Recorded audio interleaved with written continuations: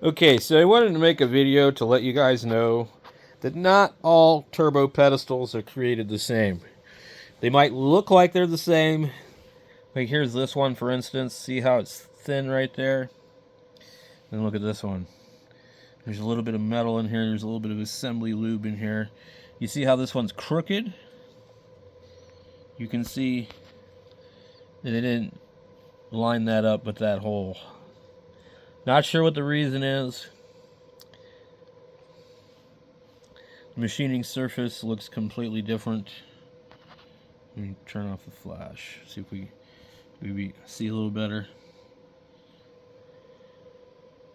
I have had two of these sent to me. One of them was like completely dinged up.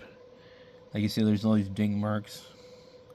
I don't know why they're like so badly dinged.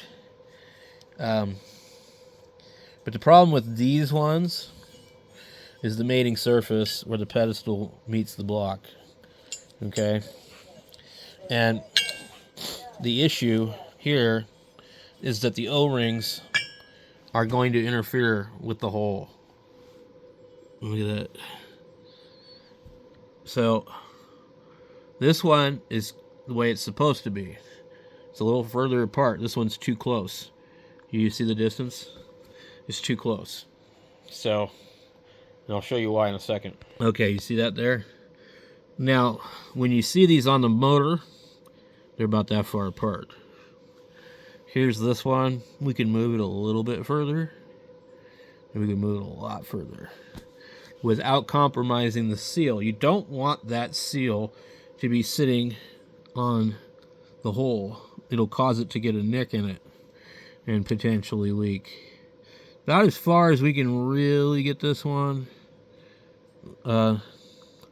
is about like that, and this is what you want, like that. So this may not leak, but it's got a higher chance of leaking because it's drilled incorrectly. That hole is supposed to be more in line with that tube right there, just like that one. So they're not all the same, guys. You'll see these castings here. That's probably an indication you have the correct one.